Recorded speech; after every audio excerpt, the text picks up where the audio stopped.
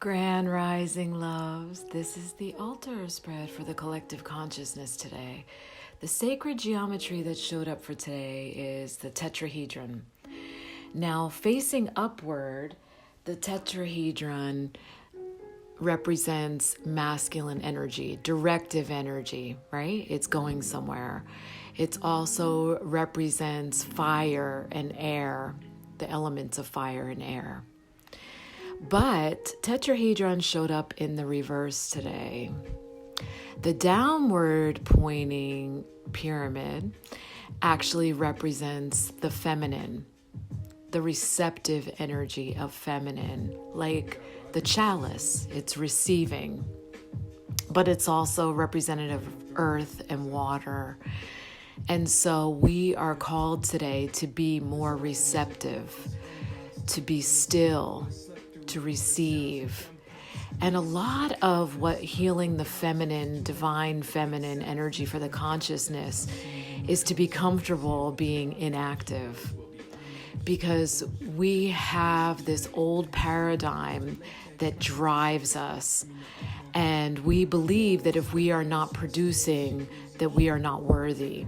So we have this constant drive to produce, to earn our worth. And so stillness becomes very uncomfortable.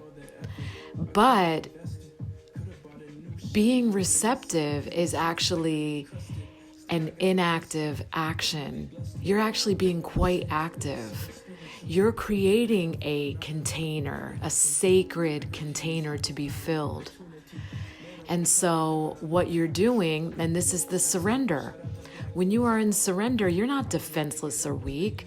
You are 100% receptive. And so be receptive today.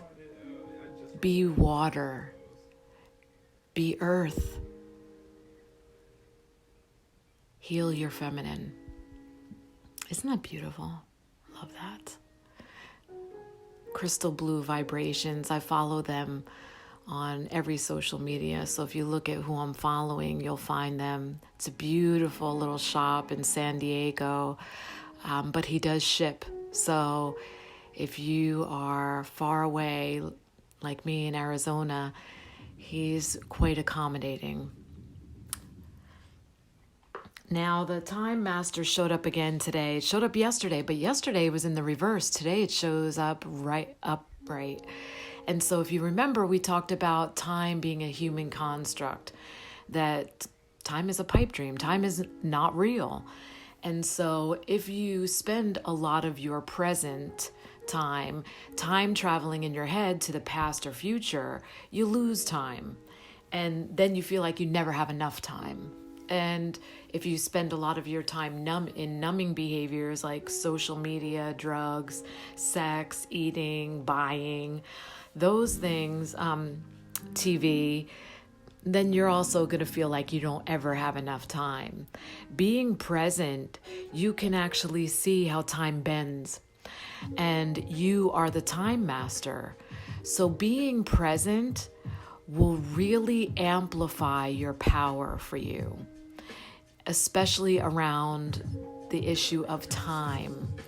Because illusion starts to fall away when you're present. When you are in your ultimate presence and you allow yourself to be 100% receptive to all divine, then you start to see the things that are a false construct of human nature to keep us controllable. And so feel into that. Feel into that nature. And chrysoprase showed up today. Chrysoprase is a beautiful stone, which I do not own. Oh, that's almost poetic. A beautiful stone, which I do not own. But it talks about giving. So what that means is, what do you have to offer? And it's saying it doesn't have to be a thing.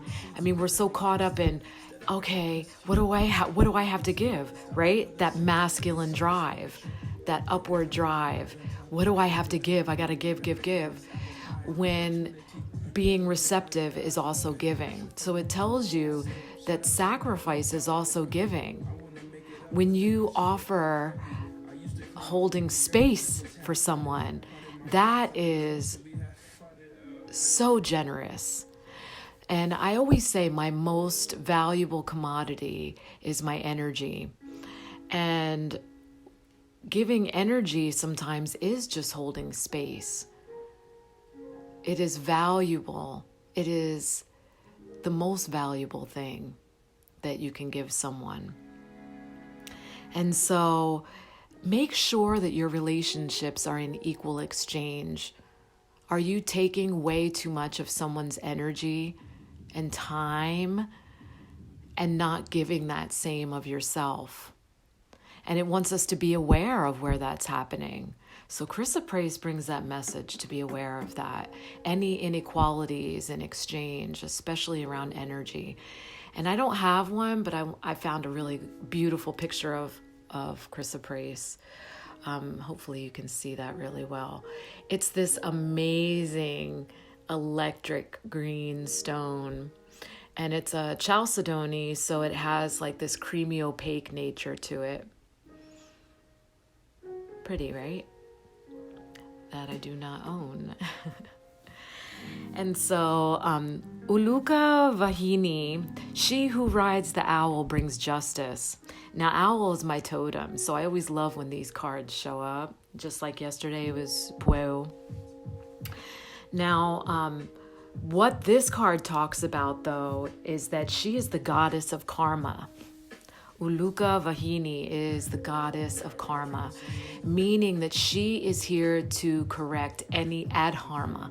Adharma is that which goes against nature, any abuse of power. So if you've been operating from a place of pure intent, right, where you are really working on coming from that heart-centered place, not holding others captive to deceit and being manipulative and controlling, then you're good. If, however, you've been operating from a place of low integrity and you have been deceitful and underhanded and manipulative and controlling, that will be corrected for you, because this earth plane can no longer hold that dense energy, and justice will be dealt, and it will be dealt swiftly.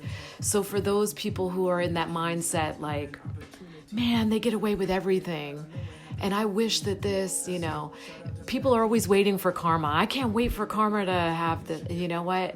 Karma always shows up. It always shows up, because there always has to be a reaction for action. That's part of unity consciousness. It's the bounce back. And it's just created by self. It's not created by anyone else. And it's funny, not funny, haha, but it was last month, I would say a good month ago. In a period of a week, I was contacted by 3 exes, and they were being dealt pretty rough hand. And I know that I was contacted because they thought I had something to do with it. No, I did not. So one, he actually became infested with bed bugs. And I don't mean to have that sound like joy coming through my voice, but I was shocked. The other one had issues with his genitals, and it's because he wanted my help because he knew I used to be in medicine. But how dare you call someone who's your ex and ask for their help around another woman wrecking your genitals. And another one was his car. So here's the thing. I mean, if you have had issues happening to you, check your behavior, like especially around your health, wellness, finances, and your living conditions. And maybe it's you that you need to correct. What are you doing? Are you in your highest integrity? Are you holding people captive to deceit? And because it will come back to you some way or another.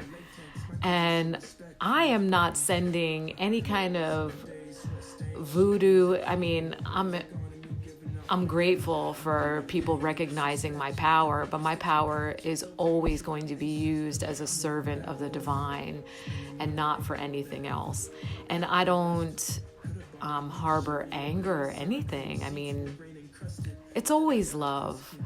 And that's why all of my past relationships still have access to me as a friend, because I don't hold those kind of feelings towards anyone.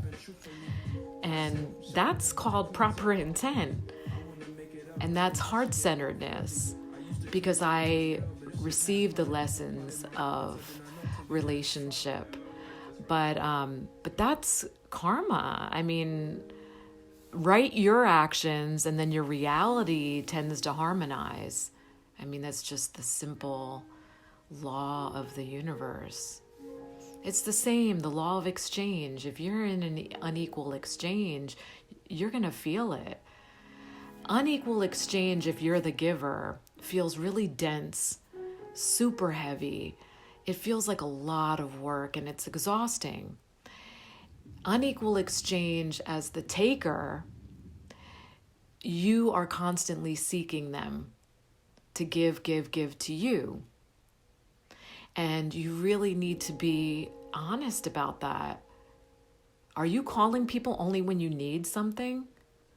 I have just very recently had to cut out a lot of those relationships because I started realizing, for one very long time friend, I was her mother. I was taking the place of her mother, and it was allowing her to not heal issues that she has with her mother, because even though we're the same age, I was mothering her, constantly taking care of her, not only emotionally, but even like financially. Every time we went out, I was the one paying, and that becomes draining, and then you receive calls from people who only need things. It's,